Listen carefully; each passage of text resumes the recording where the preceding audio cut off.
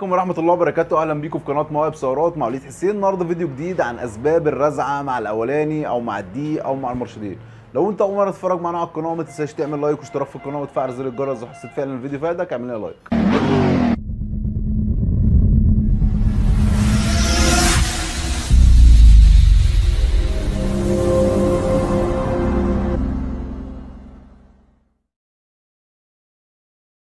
قلت لكم في اول الفيديو هنتكلم عن اسباب الرزعه مع الغيار او مع الطلعه او مع الدي او مع الار.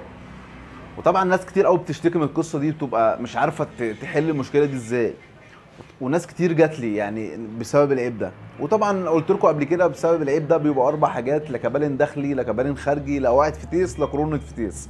وطبعا كورونا الفتيس ملهاش حل غير تغييرها، غير تغيير الفتيس كامل، تغيير الفتيس كامل. وما انصحش بحد لو عنده مشكله دي اللي هو يفك الفتيس يعمل حاجه في الفتيس، لان الفتيس مش هيرجع تاني زي ما كان.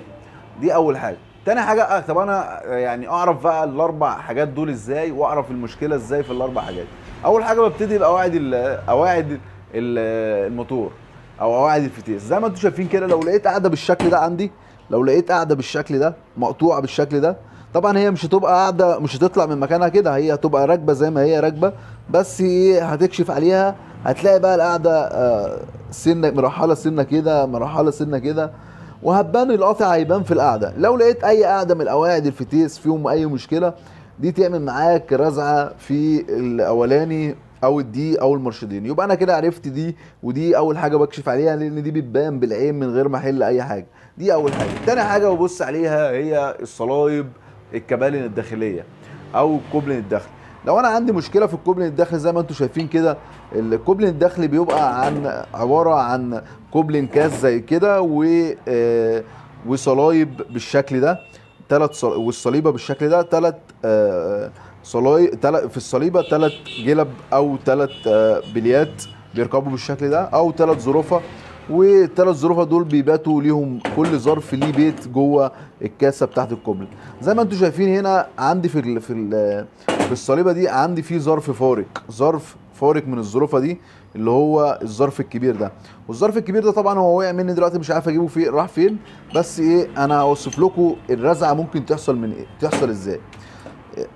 اركب الكاسه جوه الكوبلن زي بالشكل ده،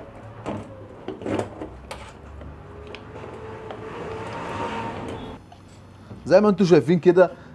الكوبلن ده بيبقى راكب جوه الفتيس كده، راكب جوه الفتيس.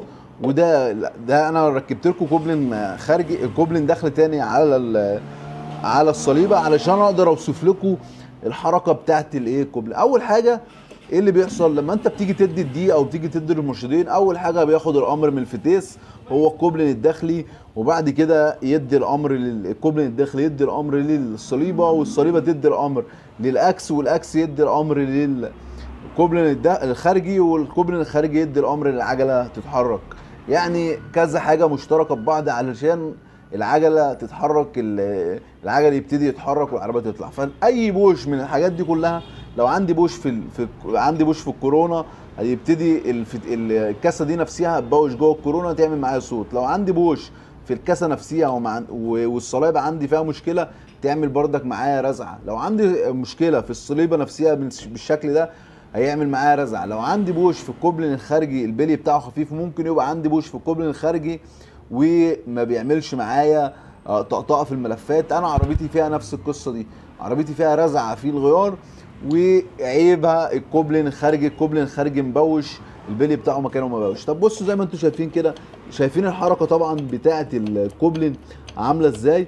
فيبتدي سامعين الرزعه دي؟ طبعا دي بقى الرزعه دي اللي انت بتسمعها في العربيه، اول لما بتيجي تتحرك العربيه يدي الاولاني او يدي المرشدين، يبتدي يبقى في بوش بالشكل ده ويعمل معاه الرزعه ده. يبقى احنا عرفنا كده الرزعه من الكوبلن، عرفنا الرزعه من القواعد بتبقى شكلها ايه، ومن الكوبلن الداخلي شكلها ايه. طب انا هوريكم دلوقتي مثلا الصليبه السليمه مثلا. عندي انا صليبه سليمه تاني، يعني الكوبلن الداخلي ده فيه صليبه سليمه. انا هركب لكم مثلا الصليبه ايه في الكوبلن. زي ما انتم شايفين انا بحرك الكوبلن ما فيهوش اي حركه او اي بوش، بالعكس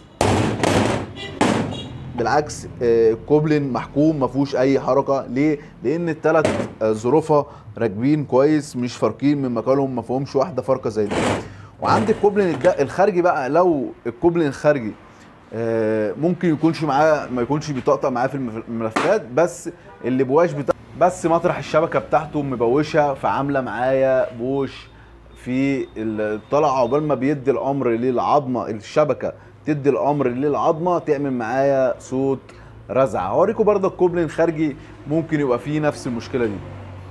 ده طبعا كوبلين خارجي زي ما قلت لكم. الكوبلين الخارجي زي ما انتم شايفين هنا كده، مطرح الشبكه وسعت جدا، ما بقى فيها مكان واسع. يعني البليه نفسها الظرف ده، الشبكه نفسها ممكن تتحرك منك فيها، تعمل معاك بوش. لو انتوا واخدين بالكم من هنا العظمه نفسها من جوه هنا بتتحرك، العظمه بتتحرك، فتعمل معاك صوت رزعه جامده جدا جدا لما بتيجي تدي الاولاني وتطلع، او مع الفصلة الغيار. يعني انت ممكن مثلا ما تظهرش معاك وانت طالع بالعربيه، تظهر معاك وهي العربيه بتنقل غيار لوحديها، او انت بتدي الثالث او الرابع تبتدي تسمع رزع.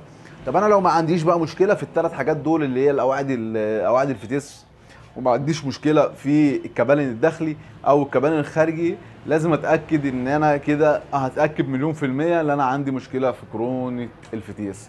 وكرونه الفتيس زي ما قلت لكم في اول الفيديو، ما تفكرش انت تصلحها وهتمشي على الوضع ده لغايه لما ربنا يكرمك تجيب فتيس وتركبه، هتلاقي الرزعه دي راحت معاك نهائيا.